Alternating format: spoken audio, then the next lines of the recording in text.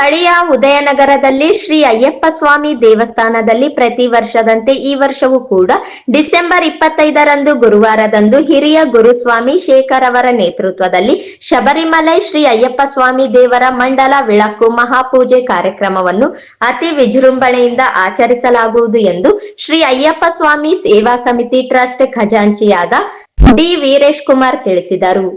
60 ದಿನಗಳ ಕಾಲ ಅತ್ಯಂತ ಕಠಿಣ ವ್ರತಧಾರಿಗಳಾಗಿ ಅಯ್ಯಪ್ಪ ಸ್ವಾಮಿ ಸೇವೆಯಲ್ಲಿ ತೊಡಗಿಕೊಳ್ಳುವ ಮೂಲಕ ಜೀವನದ ಔನ್ನತ್ಯದೊಂದಿಗೆ ಬೆಸುಗೆ ಹೊಂದುವುದರತ್ತ ಚಿತ್ತ ಹರಿಸುತ್ತಿದ್ದಾರೆ.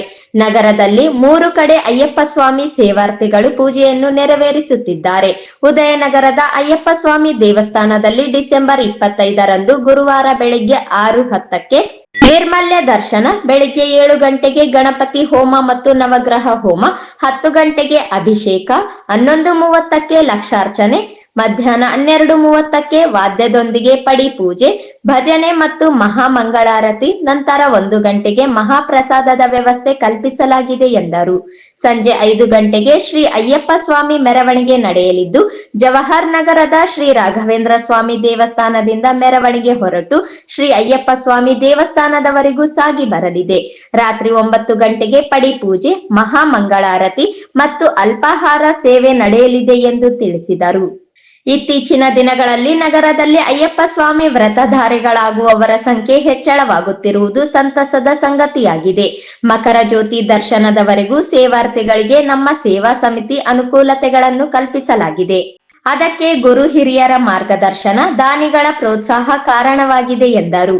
ಮಂಡಲ ವಿಳಕ್ಕು ಮಹಾಪೂಜೆ ಕಾರ್ಯಕ್ರಮಕ್ಕೆ ಆಗಮಿಸಿ ಶ್ರೀ ಅಯ್ಯಪ್ಪ ಸ್ವಾಮಿ ಸೇವೆಯ ಜೊತೆಗೆ ಭಕ್ತಿಯಿಂದ ಪಾಲ್ಗೊಂಡು ಪೂಜಾ ಕಾರ್ಯಕ್ಕೆ ಶೋಭೆ ತರಬೇಕು ಎಂದು ಕೋರಿದರು. ಜಿಲ್ಲೆಯ ಎಲ್ಲ ಆಶ್ರಯ ಪೀಠದ ಗುರುಸ್ವಾಮಿಗಳು ಮತ್ತು ಅಯ್ಯಪ್ಪ ಸ್ವಾಮಿ ಮಾಲೆ ಧರಿಸಿದ ದೀಕ್ಷಾರ್ಥಿಗಳು ಹಾಗೂ ಸಕಲ ಸದ್ಭಕ್ತರು ಪೂಜಾ ಕೈಂಕರ್ಯದಲ್ಲಿ ಪಾಲ್ಗೊಂಡು ಅಯ್ಯಪ್ಪ ಸ್ವಾಮಿ ಕೃಪೆಗೆ ಪಾತ್ರರಾಗಬೇಕು ಎಂದು ವಿನಂತಿಸಿದರು.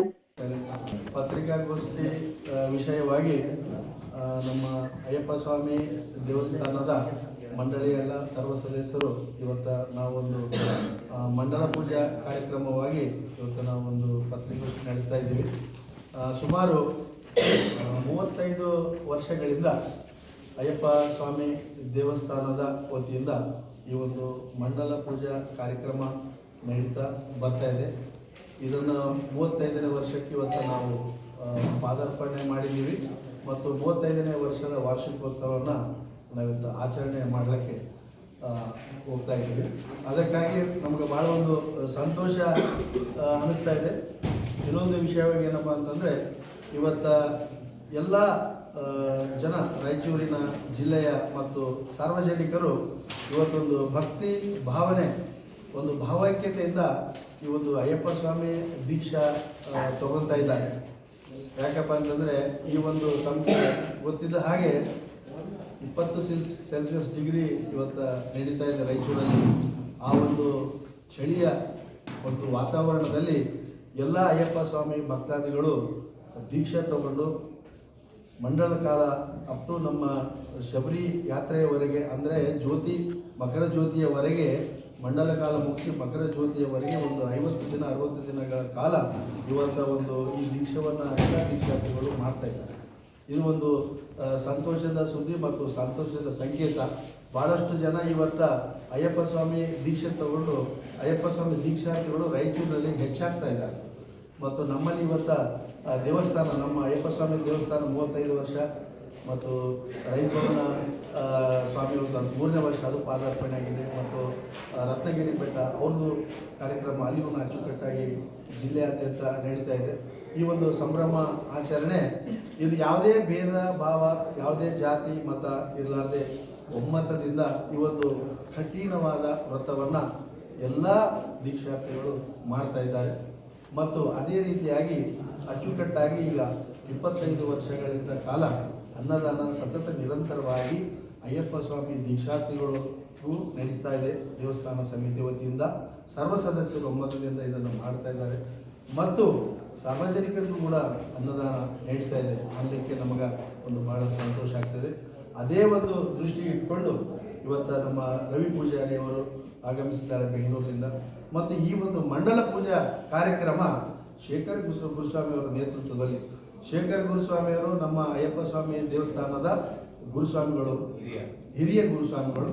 ಅವರು ಬಹಳಷ್ಟು ವರ್ಷಗಳಿಂದ ನಮ್ಮ ಅಯ್ಯಪ್ಪ ಸ್ವಾಮಿ ದೇವಸ್ಥಾನಕ್ಕೆ ಸೇವೆಯನ್ನು ಸಲ್ಲಿಸಿರ್ತಕ್ಕಂಥ ಗುರುಸ್ವಾಮಿಗಳು.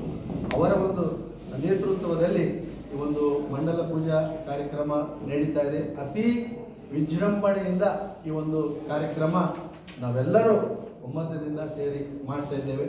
ಅದಕ್ಕಾಗಿ ರಾಯಚೂರು ಜಿಲ್ಲೆಯ ಸಮಸ್ತ ತಾಲೂಕಾ, ಗ್ರಾಮ, ಹೋಬಳಿ ಮಟ್ಟದ ಎಲ್ಲ ಅಯ್ಯಪ್ಪ ಸ್ವಾಮಿ ಗುರುಸ್ವಾಮಿಗಳಿಗೂ ಮತ್ತು ಅಯ್ಯಪ್ಪ ಸ್ವಾಮಿ ಆಶ್ರಮದ ಪೀಠದ ಗುರುಸ್ವಾಮಿಗಳಿಗೂ, ಸಾರ್ವಜನಿಕರಿಗೂ, ಸದ್ಭಕ್ತರಿಗೂ ಈ ಒಂದು ಕಾರ್ಯಕ್ರಮಕ್ಕೆ ನಾವು ಅವರು ಆಗಮಿಸಬೇಕಂತೇಳಿ ನಾವು ಅವರಿಗೆ ಸ್ವಾಗತ ಬಯಸ್ತಾ ಇದ್ದೇವೆ.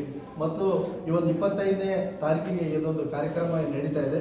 ಬೆಳಗ್ಗೆಯಿಂದ ಹೋಮ ಕಾರ್ಯಕ್ರಮ ಸ್ಟಾರ್ಟ್ ಆಗ್ತದೆ ಮತ್ತು ಮಧ್ಯಾಹ್ನ ಬಡಿ ಪೂಜೆ ಇರ್ತದೆ. 11 ಗಂಟೆಗೆ ಲಕ್ಷಾರ್ಚನೆ ಇರ್ತದೆ ಮತ್ತು ಮಹಾಪ್ರಸಾದ 1 ಗಂಟೆಗೆ ಇರ್ತದೆ ಮತ್ತು ಸಾಯಂಕಾಲ ಇದು ಮೆರವಣಿಗೆ ಕಾರ್ಯಕ್ರಮ ಇರ್ತದೆ. ರಾಘವೇಂದ್ರ ಸ್ವಾಮಿ ದೇವಸ್ಥಾನದಿಂದ ಅಯ್ಯಪ್ಪ ಸ್ವಾಮಿ ದೇವಸ್ಥಾನದವರೆಗೆ ಇದೊಂದು ಮೆರವಣಿಗೆ ಕಾರ್ಯಕ್ರಮ. ನಾವೆಲ್ಲ ಅಯ್ಯಪ್ಪ ಸ್ವಾಮಿ ಭಕ್ತಾದಿಗಳು, ಎಲ್ಲ ಆಶ್ರಮದ ಪೀಠದ ಗುರುಸ್ವಾಮಿಗಳು ಮತ್ತು ಅಯ್ಯಪ್ಪ ಸ್ವಾಮಿ ದೀಕ್ಷಾರ್ಥಿಗಳು ಸೇರಿ ಪ್ರತಿ ವರ್ಷ ಮಾಡ್ತಾ ಇದ್ದೇವೆ. ಈ ವರ್ಷ ಕೂಡ ಅತಿ ವಿಜೃಂಭಣೆಯಿಂದ ಮಾಡಬೇಕಂತ ನಾವೆಲ್ಲ ನಿರ್ಣಯ ತಗೊಂಡಿದ್ವಿ.